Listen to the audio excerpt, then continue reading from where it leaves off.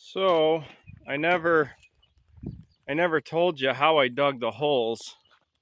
I used an auger, obviously, and what I did was I rented the skid steer auger where you ride on the back of it. It was like $3.50 a day, and in clay you need a rock bit. I used a 12-inch rock bit. I initially bought an 18-inch. Well, I didn't buy it, I rented it, but I initially got an 18-inch bit for the holes, but it was so rocky and compact that it wasn't working. So I had to take that back, get a rock bit. It was really pretty, it was a big hassle. So I didn't record any of it. But there's that. Make sure you get, rent the skid steer. I couldn't have done this with that handheld auger with a motor attached to it. It just would have been a nightmare. So in any case, why I like this pole barn idea moving down here was um, specifically because it's really geared for the customer and the contractor. Um, I can do my concrete floor at my leisure. I don't have to worry about the weather. I'm going to do it after the roof's on it.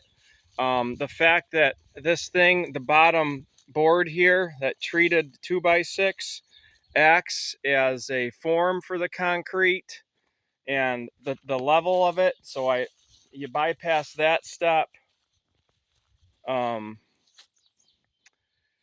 and all my plumbing is going to go on the floor, and I can get my plumbing done downstairs because there's going to be an office and a bathroom down here, and I can get all my plumbing done before the concrete. I don't like the idea of pouring a slab and trying to get all your plumbing done ahead of time. I know that's, the common practice, but pouring slabs, in my opinion, is a little bit stressful. And adding that extra stress of, the plumbing has to be all in the right area because your concrete is surrounding it. And I know plenty of times where people have gotten their plumbing wrong, and that turned into a nightmare. So I really like this build. I like the fact that all the weight is on these piers and not the slab. I don't know. I like it. I can dig my plumbing out and my electric lines. And after I'm good and set, I can pour my concrete. The customers, if they change their mind, we can change rooms around. We can move the plumbing, move the wires, what have you. Uh, I really like this build. Um, I would recommend this over pouring a slab and doing a stick built for that reason. But, that's just me.